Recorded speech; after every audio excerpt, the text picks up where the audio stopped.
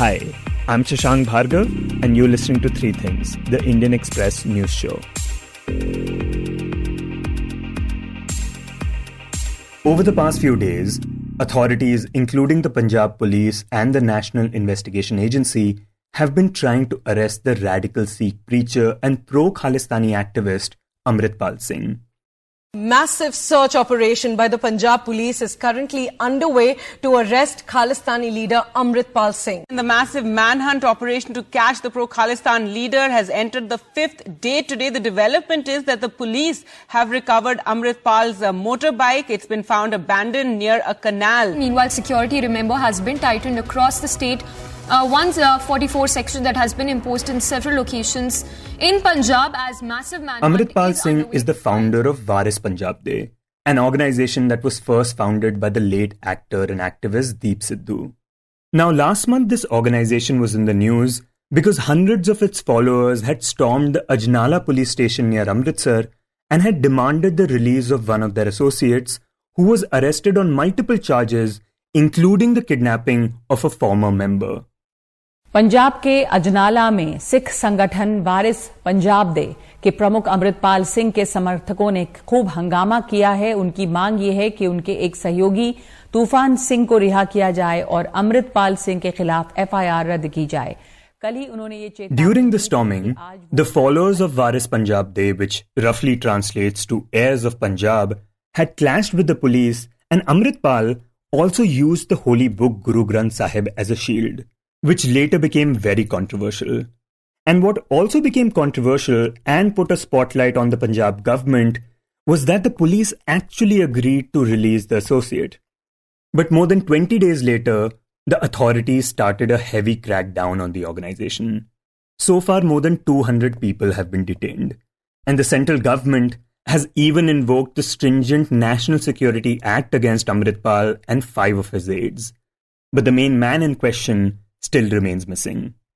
In this episode, we speak to Indian Express's Manraj Grewal Sharma, who heads the Chandigarh newsroom, about this crackdown, the resurfacing of Khalistani sentiments, and the challenges ahead for the Punjab government.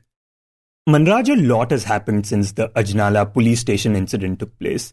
But could you tell us what was the mood like immediately after it?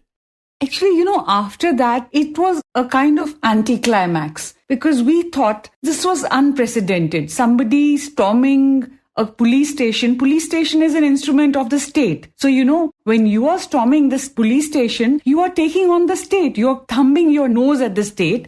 And in this case, even during the militancy, no terrorists had done this. No militant had done this. So this was very unprecedented. So, there were people sitting in Chandigarh and even across India who hadn't heard of this Amritpal Singh at all or his outfit Waris Punjab So all of them sat up to take notice and we thought that something very major will happen very soon. But somehow nothing really took place. People assumed that he will be picked up for questioning, he will be picked up for rioting, because a lot of policemen were hurt. I think Superintendent of Police received 17 stitches. So it wasn't normal storming. It wasn't a couple of students going in and storming and that's about it. Just a general pell-mell. There was actual violence that happened. But nothing happened.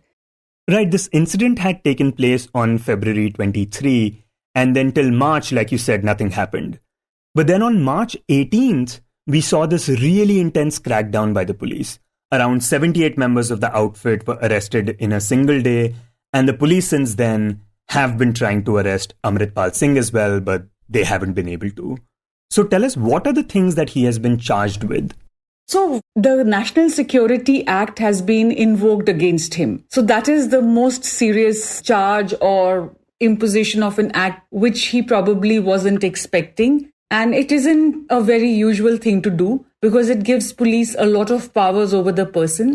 So he, along with his 5 aides, 4 of his aides, in fact, on the very first day, once they were picked up, they were flown down to Assam, Dibrugarh. So that came as quite a shocker because such a step hasn't been taken for a very long time. Subsequently, his uncle was also picked up. His uncle is his father's real brother, who's the former sarpanch of the village. And you wouldn't find Amritpal without him. I think he accompanied Amritpal everywhere. So he was also picked up, charged under NSA, and he was taken to Assam. This happened on Monday. The others were taken before that. The first group of 4 people, there was a special Indian Air Force plane that took them there. So the state had supposedly planned everything very well. And we are told that Amritpal would have also, had he been caught, he would have also been taken to Assam under the NSA. And then there are several other charges. There are Arms Act, attempt to murder, rioting, creating enmity between communities, and so on. Right. And we've also learned a lot about his organization, right? Because it was started by actor and activist Deep Sidhu, but then out of nowhere, it was taken over by Amritpal.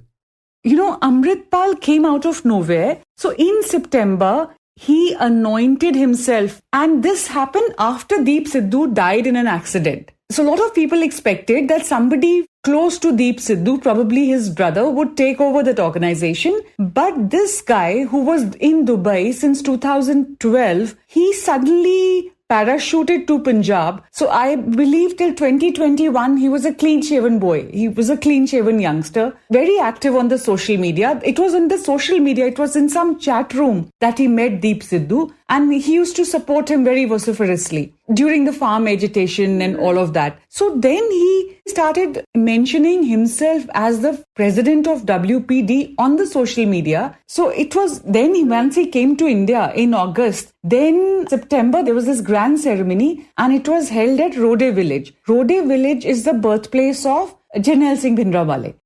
Yeah, and this is something that really stands out about Amritpal. He seems highly influenced by Jarnail Singh Bhindranwale, who is widely considered the leading figure of the Khalistan movement, this demand for a separate Sikh state. And that has raised alarm bells in the administration.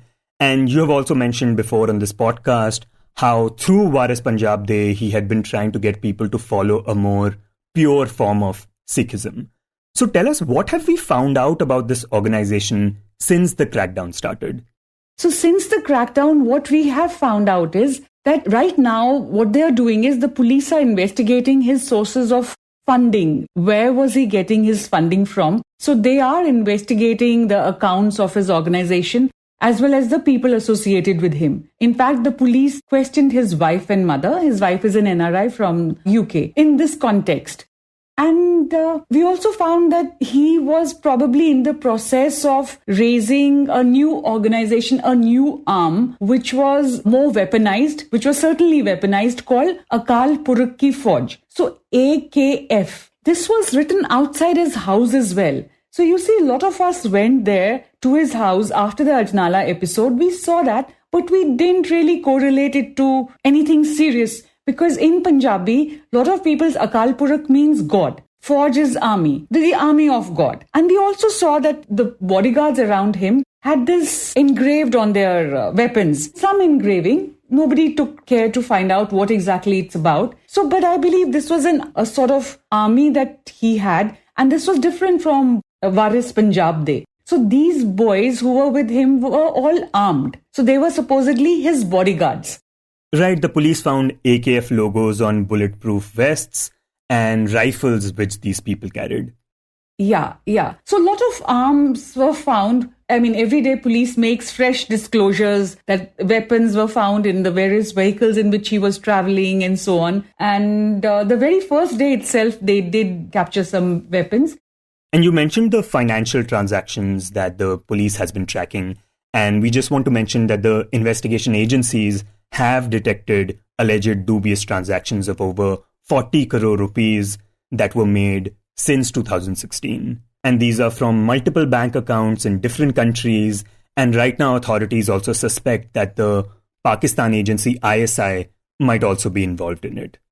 Yeah. And we also hear that he was also planning a school for NRI kids where they could connect to their roots. So, but it wasn't the rank and file. It was a sort of one-man operation. He had these close aides, one being his uncle, and one of them was his financier. He was this actor as well, and he was arrested from Gurugram. You're talking about Daljit Singh Kalsi. Yes. In fact, he had starred in a movie as well as the lead. And we are told that after Amritpal got associated, took over WPD, he went on a world tour of sorts, raising funds for the organization. So right now, the police focusing on this funding, who was supporting him? Because one thing that was very clear right from the beginning is that here was a man who came out of nowhere, and the rhetoric was all very, very polarizing. Because I think it's for the first time somebody said that, yes, nothing doing, we have to get a separate state, and was very, very unapologetic about it. So you see, you had that, yes, we return to the pure form of Sikhi, baptism, so get baptized. Then once you get baptized, of course, and even if you don't get baptized, shun drugs and fight for a separate state. He made no bones about it. And Manraj, does this idea of Khalistan resonate with people in Punjab right now? It does not. Because people have seen, when I travelled across Punjab, there were two voices, two words that jumped at you. One was dhakka. This is what Amritpal would say very often, that Punjabis have never got their due. They have been repressed. There's a lot of injustice that has been done to them. So that was his narrative, right? But the counter narrative of the people, when he spoke about Khalistan, maybe there was this fringe which kind of agreed with him. But by and large, Khalistan doesn't have many takers in Punjab. It doesn't. And people, in fact, are scared of the word because that reminds them of militancy. And Punjab suffered the most. It was people on the ground who suffered the most. They were caught between militants and the police because the police was very proactive and so were the militants, and it was the common man who was caught in the middle. The other word that you keep hearing is santap. So if you go to the villages, they'll tell you santap is suffering. We have suffered a lot. We do not want to repeat that again. So this is the voice of people who've seen that. Say the middle-aged 40 plus, 50 plus person who's lived through militancy, who may have been a child. Right, and this is the older generation that we're talking about. But Amritpal and his organization also targeted a lot of younger people, especially those who had a drug problem. So talk about those people who ended up gravitating towards him. So see, there were three prongs of his narrative. One was that come to me, I will take you to a pure form of Sikhism. Secondly, I will deliver you from drugs. Let us shun drugs. If you're an addict, come to me. I will rehabilitate you. Third was that we have to fight for a separate state because the Sikhs have been persecuted right from independence or right from the times of the British rule. So these were the three threads in his narrative, and each got intertwined. So people who came, say, for only drug rehab also got embroiled in the separate statehood narrative.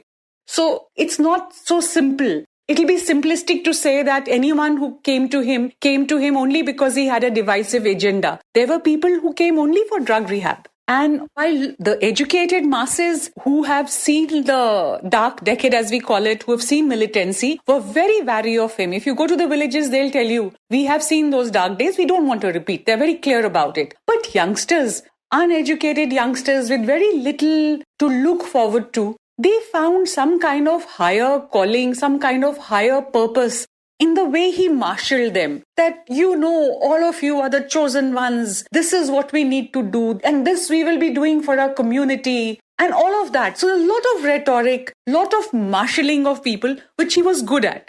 Okay, so in Punjab, you're saying that the Khalistan movement doesn't really resonate with people that much. But we do see sympathizers in the Sikh diaspora, right? From those outside the country.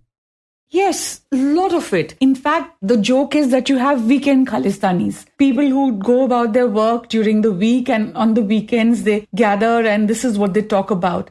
So I feel what has happened is a lot of people assimilate and they are very successful. They go about their work as usual. But a lot of people have this issue of identity and they look back to Punjab. And so there is a section which will say we are working for a very strong Punjab. We will invest in Punjab. We will send remittances. We'll set up colleges here. So you come across those kind of people as well. And then there is this section which says they go back to before independence that, British promised us. British offered us a separate Sikh kingdom, but we refused. And that was a mistake. And that is what we have to correct. Then they go back to the Khalsa Raj, that was a golden period. That is what we have to relive. That is what this Amritpal Singh used to talk about. He used to talk about, this Maharaja Ranjit Singh's Khalsa Raj, and that is what I want to get back. And it is completely senseless. You would ask him, how would you plan to do that? Since a lot of the areas in Pakistan. Also, some people who migrated during militancy and who had to seek asylum because there were extrajudicial methods that were used during that period, and they may have suffered from it. So there is also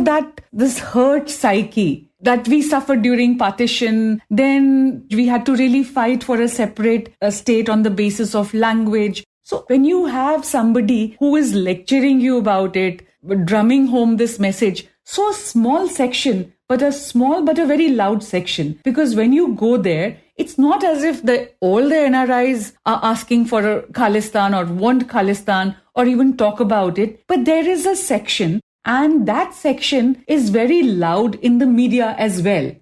Yeah, in fact, the biggest protest by pro-Khalistan supporters that we have seen during this time has not been in Punjab, but in London at the Indian High Commission and in San Francisco at the Indian Consulate. Yeah, so I guess this gives them a sense of purpose. There's a certain section, and a lot of intelligence agencies, a lot of officers will tell you that for Pakistan also, for ISI also, it's a very easy way to foment trouble. It's also less expensive than an all-out war. So there are wheels within wheels. It's not as simple as it looks. But we also tend to focus too much on it, to attach too much importance to the fringe, which is abroad. If you look at the foreign channels, even now, you'll be surprised. Punjab has been largely peaceful. So I was reading a very mainstream news channel, one of their reports, and they're saying people took to the streets waving swords. So, one small incident somewhere has been made to appear as if it was all over Punjab, which is not true. And even these radicals abroad, so it's not very widespread, because if you go there, you realize that a lot of people just want Punjab to be. And these people who are asking for Khalistan never want to come back. So I don't know why they want a separate state. Yeah, and it's interesting that even Amritpal's foray into this movement didn't actually happen in India. It happened after he went to Dubai.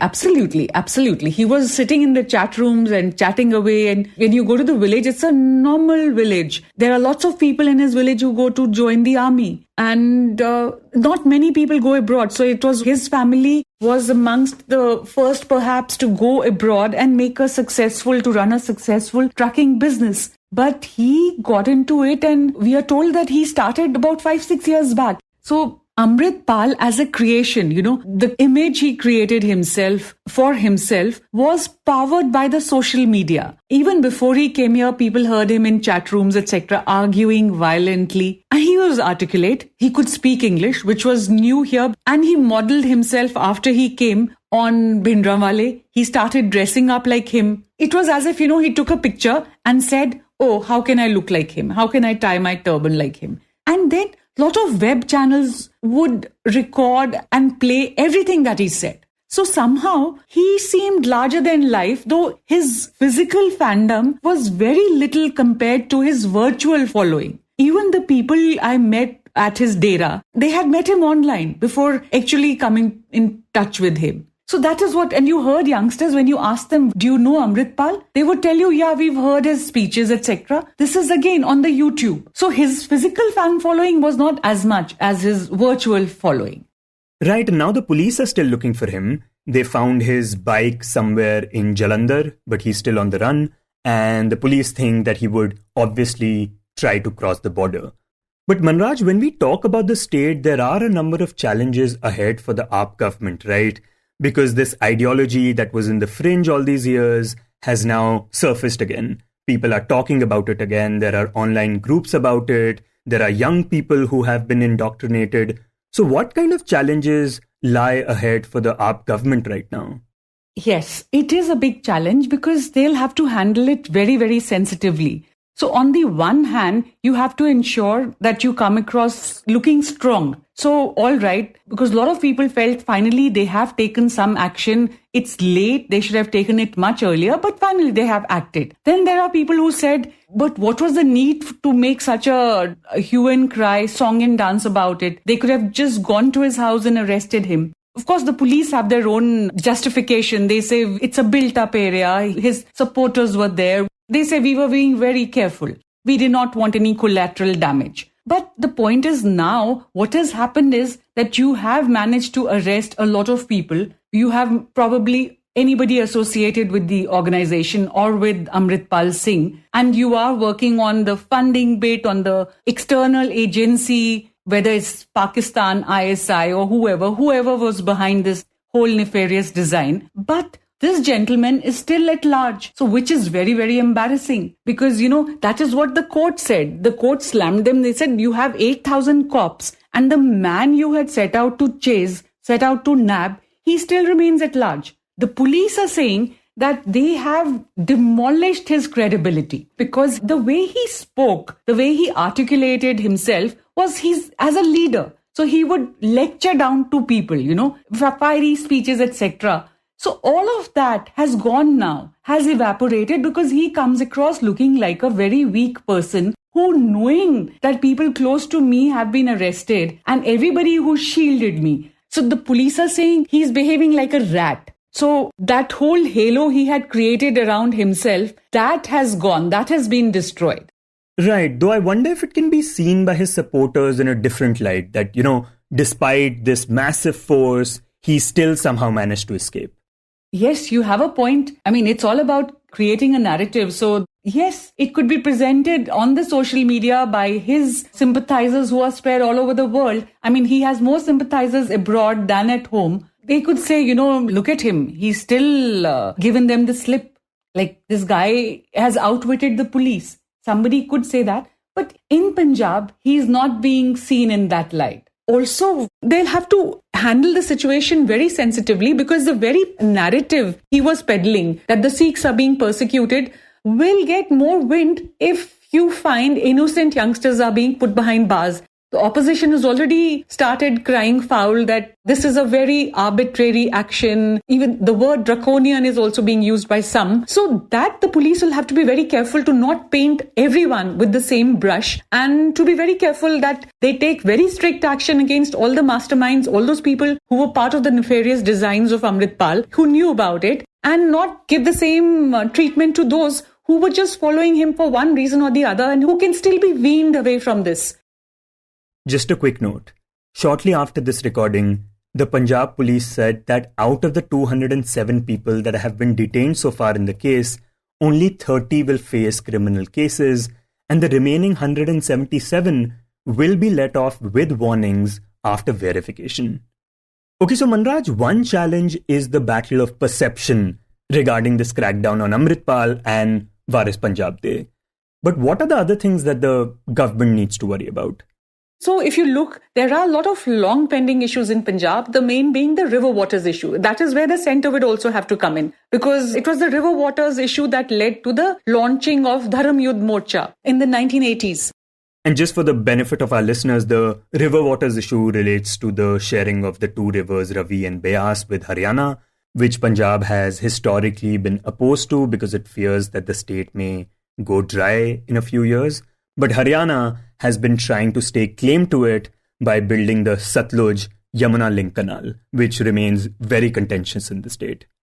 Yes, and then more recently there's the sacrilege issue. So even though it took place in 2015, there has been no closure to it, despite two governments coming and going, both Akalis and the Congress, and now it is up. So people are looking for a closure there. And more recently, there is this demand for the release of Sikh political prisoners or Bandi Singhs as they are called. So there is a huge morcha, huge agitation going on in the borders of Chandigarh. And they are saying that if you can pardon the killers of Rajiv Gandhi's, then you can also let people who have served 3 decades in jail go home. So the government will have to explain to them that every case is different and why this is possible or not possible, and not expect an issue to resolve itself. And drugs are the bane of Punjab, and they are a fallout of militancy, and they don't seem to be going anywhere. The addicts are only getting younger.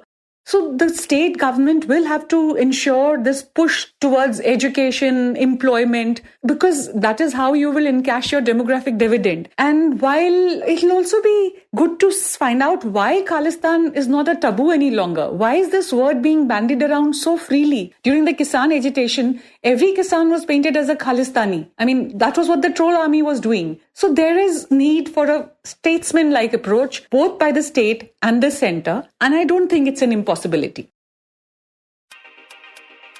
You were listening to Three Things by the Indian Express. Today's show was written and produced by me, Shashank Bhargava, and was edited and mixed by Suresh Pawar. If you like the show, then do subscribe to us wherever you get your podcasts. You can also recommend the show to someone you think will like it. Share it with a friend or someone in your family. It's the best way for people to get to know about us. You can tweet us at Express Podcasts and write to us at podcasts@indianexpress.com.